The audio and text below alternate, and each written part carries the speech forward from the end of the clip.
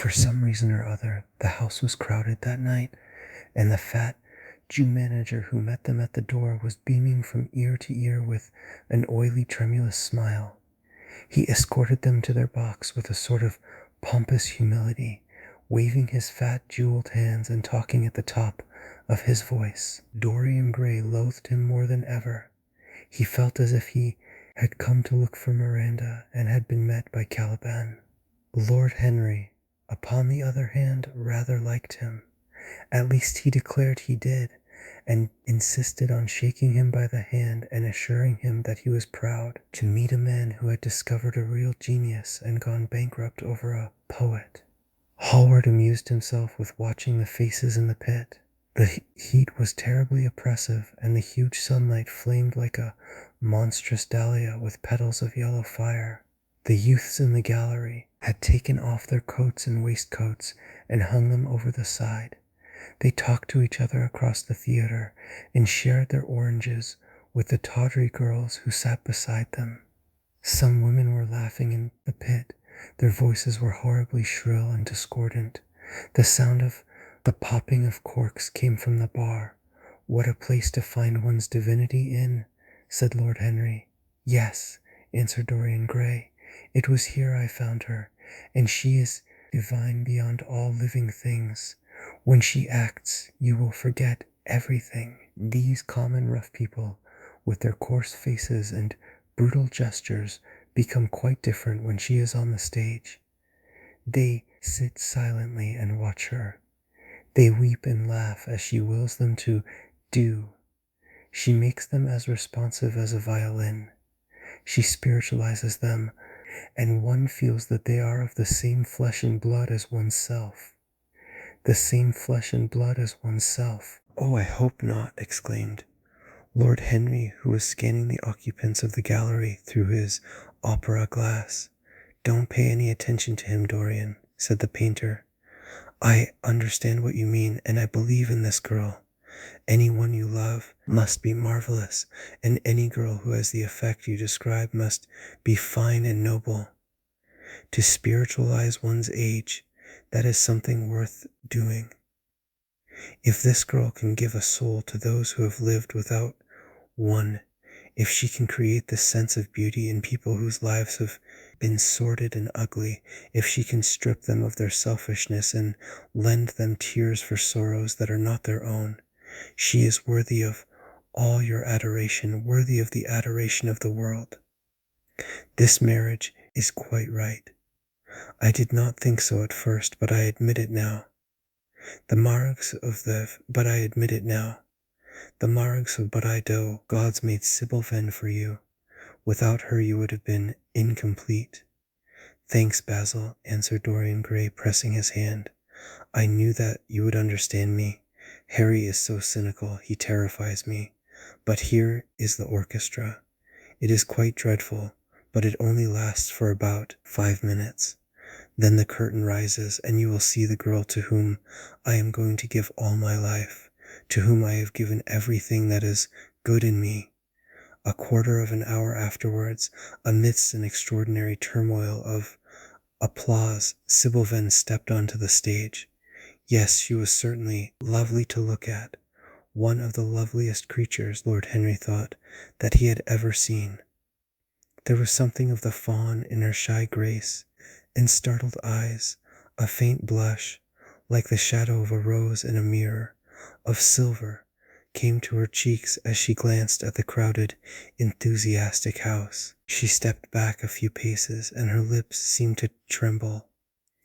Basil Hallward leaped to his feet and began to applaud. Motionless, and as one in a dream, sat Dorian Gray, gazing at her.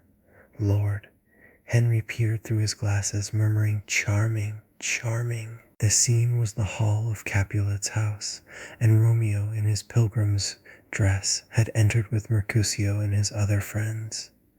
The band, such as it was, struck up a few bars of music, and the dance began. Through the crowd of ungainly, shabbily dressed actors, Sybil Vane moved like a creature from a finer world.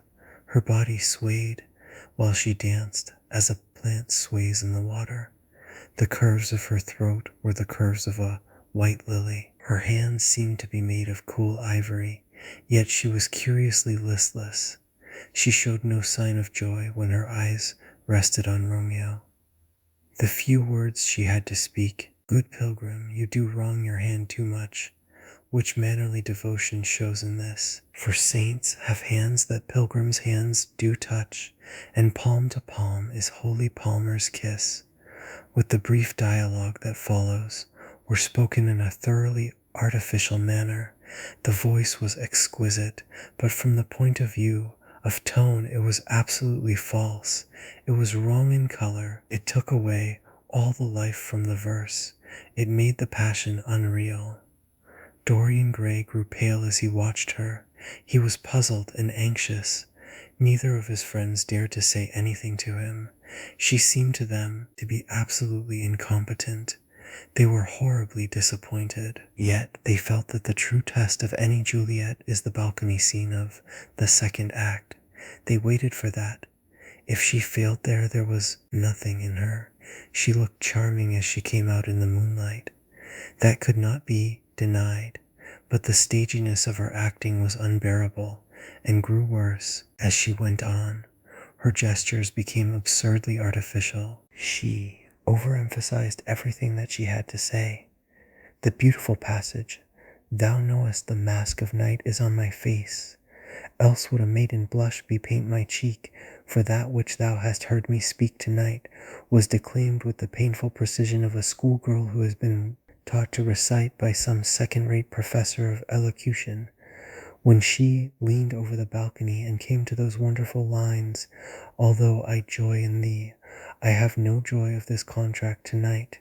It is too rash, too unadvised, too sudden, too like the lightning which doth cease to be ere one can say, it lightens. Sweet good night, this bud of love by summer's ripening breath may prove a beauteous flower when next we meet." She spoke the words as though they conveyed no meaning to her. It was not nervousness. Indeed, so far from being nervous, she was absolutely self-contained. It was simply bad art. She was a complete failure. Even the common uneducated audience of the pit and gallery lost their interest in the play. They got restless and began to talk loudly and to whistle. The Jew manager, who was standing at the back of the dress circle, stamped and swore with rage. The only person unmoved was the girl herself. When the second act was over, there came a storm of hisses, and Lord Henry got up from his chair and put on his coat. "She is quite beautiful, Dorian," he said, "but she can't act. Let us go." "I am going to see the play through," answered the lad in a hard, bitter voice. "I am awfully sorry that I have made you waste an evening, Harry. I apologize to you both." "My dear Dorian, I should think Miss Vane was ill," interrupted Hallward. "We will come some other night." "I wish she were ill," he rejoined, "but she seems to me to be simply callous and cold. She has entirely altered. Last night she was a great artist. This evening she is merely a commonplace, mediocre actress. Don't talk like that about anyone you love, Dorian. Love is a more wonderful thing than art." "They are both simply forms of imitation," remarked Lord Henry. "But do let us go. Dorian, you must not stay here any longer. It is not good for one's morals to see bad acting. Besides, I don't suppose you will want your wife to act, so what does it matter if she plays Juliet like a wooden doll? She is very lovely, and if she knows as little about life as she does about acting, she will be a delightful experience. There are only two kinds of people who are really fascinating: people who know absolutely everything, and people who know absolutely nothing. Good heavens, my dear boy, don't look so tragic. The secret of remaining young is never to have an emotion that is unbecoming. Come to the club with Basil and myself. We will smoke cigarettes and drink to the beauty of Sybil Vane. She is beautiful. What more can you want?" "Go away, Harry," cried the lad. "I want to be alone. Basil, you must go. Ah, can't you see that my heart is breaking?" The hot tears came to his eyes. His lips trembled and rushing to the back of the box, he leaned up against the wall, hiding his face in his hands.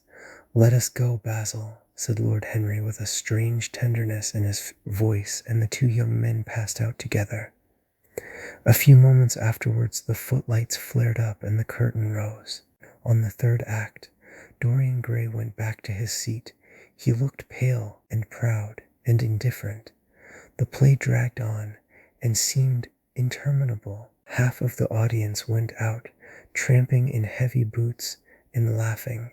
The whole thing was a fiasco. The last act was played to almost empty benches. The curtain went down on a titter and some groans. As soon as it was over, Dorian Gray rushed behind the scenes into the green room. The girl was standing there alone with a look of triumph on her face. Her eyes were lit with an exquisite fire. There was a radiance about her. Her parted lips were smiling over some secret of their own.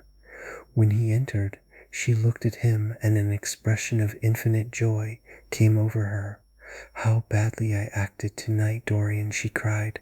"Horribly," he answered, gazing at her in amazement. "Horribly. It was dreadful. Are you ill?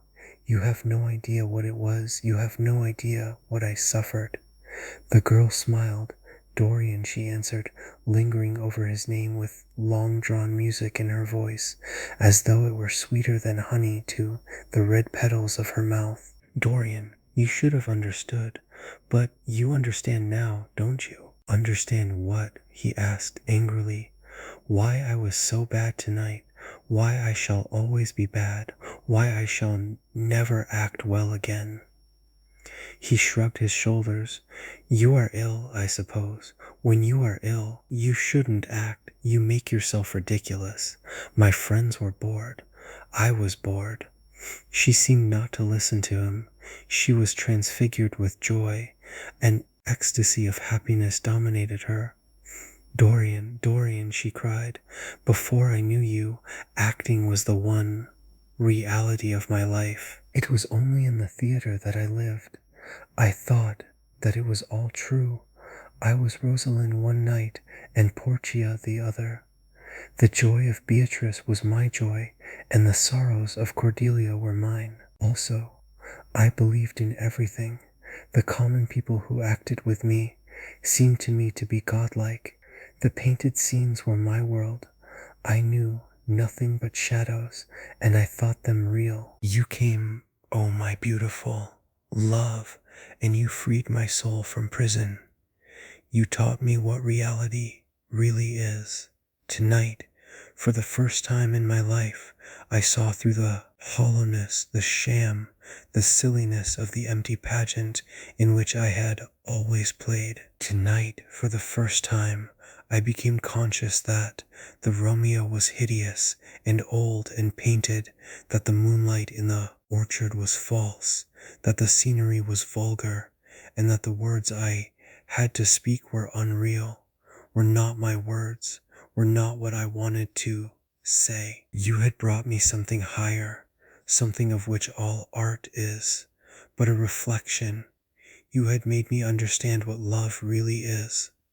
My love, Prince Charming, Prince of Life, I have grown sick of shadows. You are more to me than all art can ever be. What have I to do with the puppets of a play? When I came on tonight, I could not understand how it was that everything had gone from me. I thought that I was going to be wonderful. I found that I could do nothing. Suddenly, it dawned on my soul what it all meant. The knowledge was exquisite to me. I heard them hissing, and I smiled. What could they know of love, such as ours? Take me away, Dorian.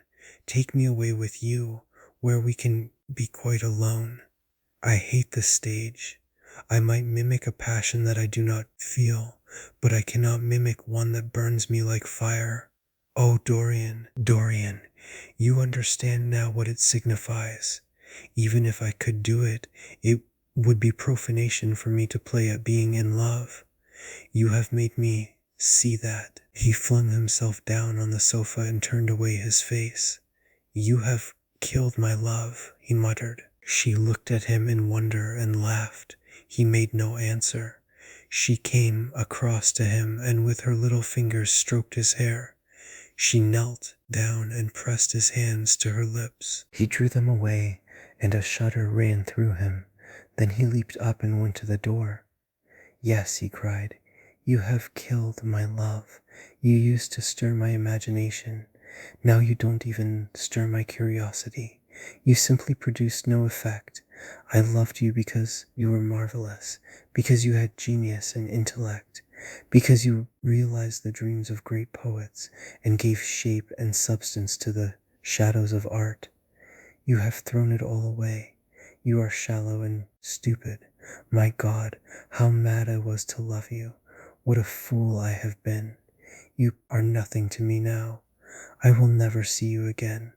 I will never think of you. I will never mention your name. You don't know what you were to me once.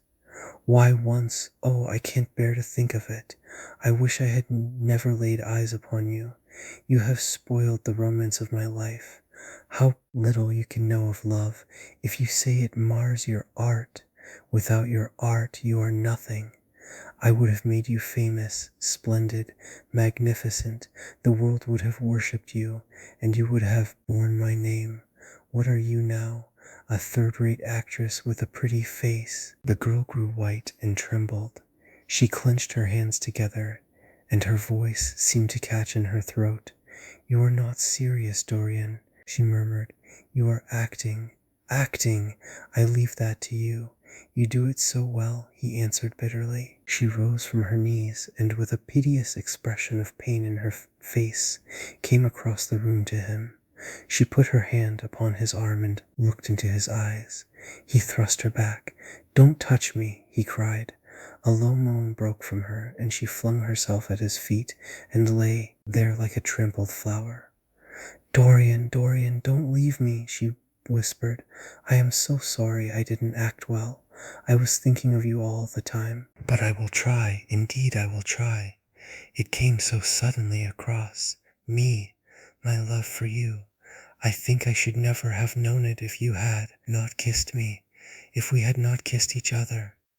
Kiss me again, my love. Don't go away from me. I couldn't bear it. Oh, don't go away from me. My brother, no. Never mind. He didn't mean it. He was in jest. But you, oh, can't you forgive me for tonight? I will work so hard and try to improve. Don't be cruel to me, because I love you better than anything in the world.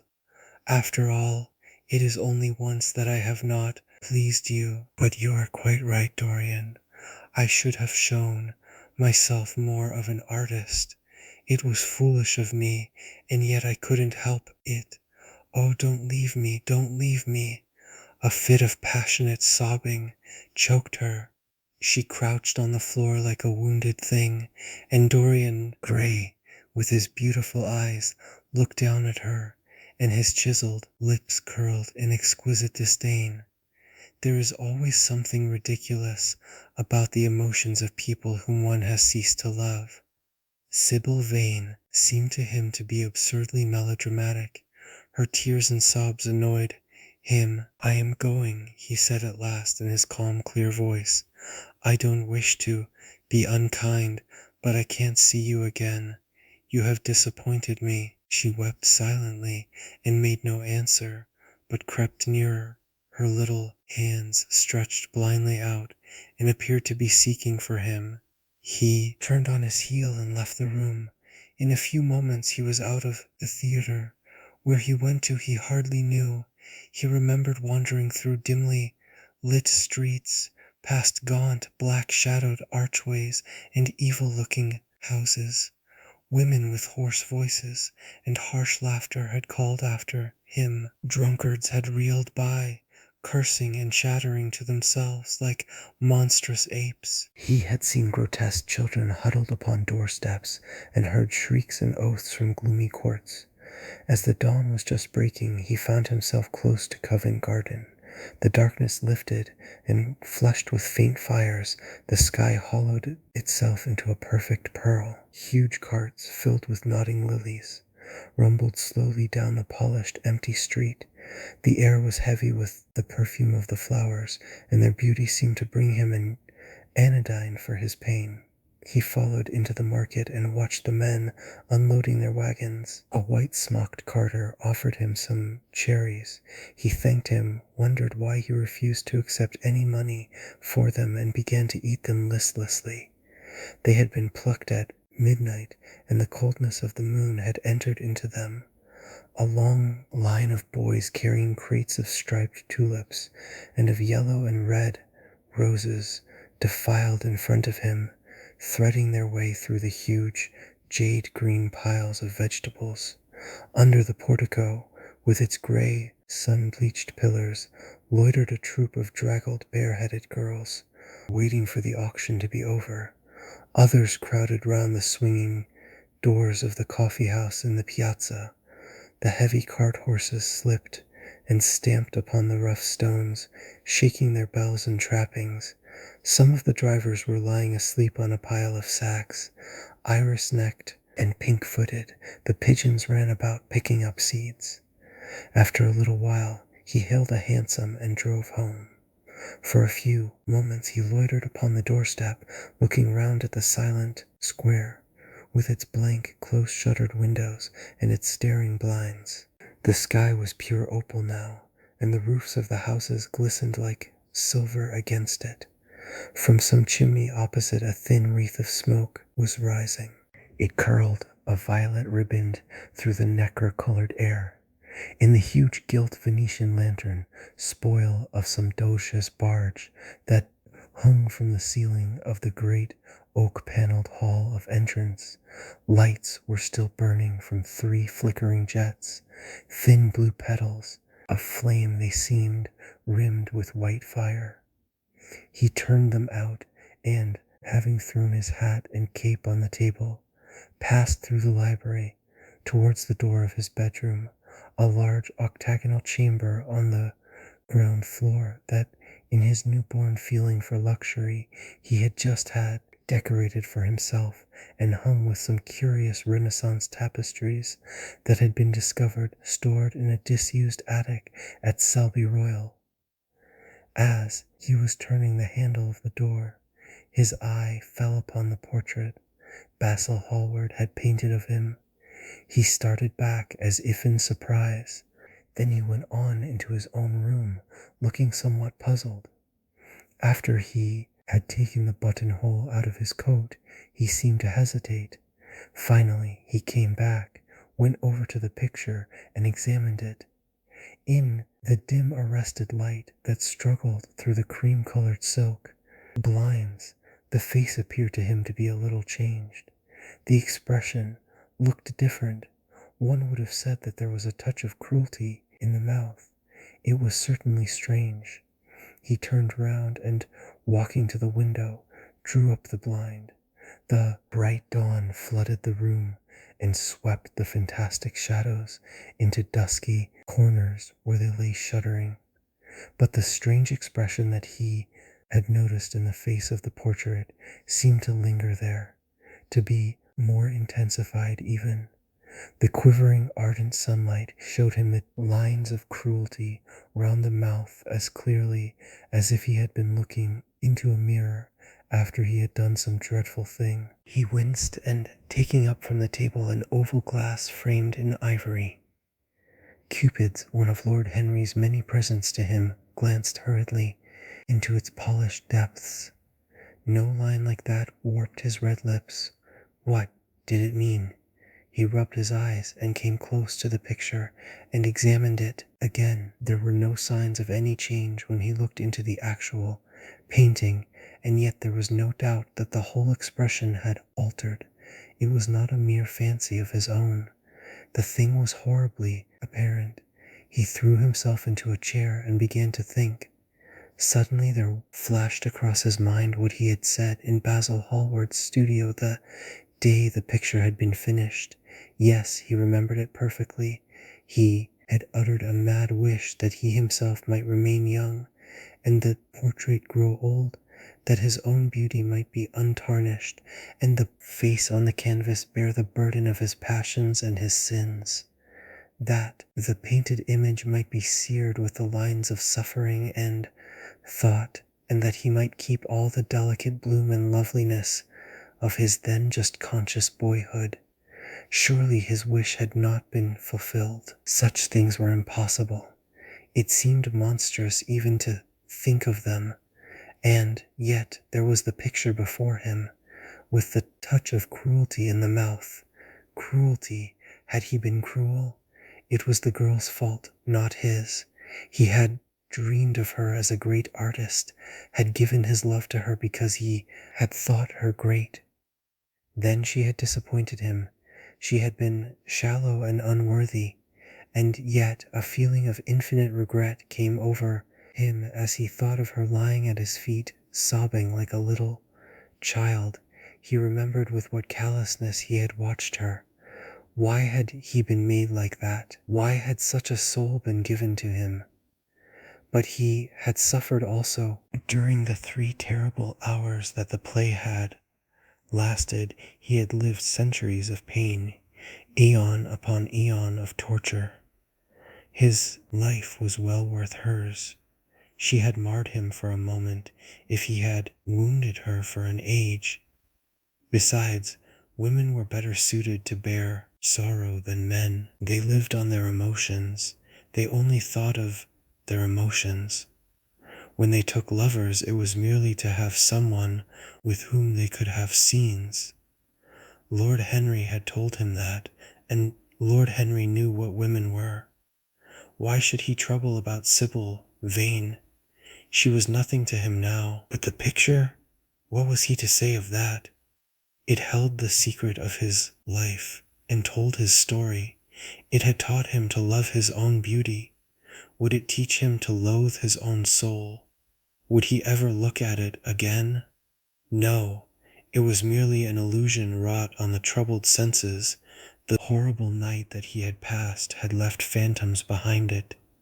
Suddenly there had fallen upon his brain that tiny scarlet speck that makes men mad.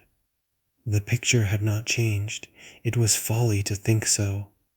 Yet it was watching him with its beautiful marred face and its cruel smile. Its bright hair gleamed in the early sunlight. Its blue eyes met his own. A sense of infinite pity, not for himself, but for the painted image of himself, came over him. It had altered already, and would alter more. Its gold would wither into gray. Its red and white roses would die. For every sin that he committed, a stain would fleck and wreck its fairness. But he would not sin. The picture, changed or unchanged, would be to him the visible emblem of conscience. He would resist temptation. He would not see Lord Henry any more, would not, at any rate, listen to those subtle poisonous theories that in Basil Hallward's garden had first stirred within him the passion for impossible things. He would go back to Sybil Vane, make her amends, marry her, try to love her again. Yes, it was his duty to do so. She must have suffered more than he had. Poor child, he had been selfish and cruel to her. The fascination that she had exercised over him would return. They would be happy together. His life with her would be beautiful and pure. He got up from his chair and drew a large screen right in front of the portrait, shuddering as he glanced at it. How horrible, he murmured to himself, and he walked across to the window and opened it. When he stepped out onto the grass, he drew a deep breath. The fresh morning air seemed to drive away all his somber passions. He thought only of Sybil. A faint echo of his love came back to him. He repeated her name over and over again. The birds that were singing in the dew-drenched garden seemed to be telling the flowers about her.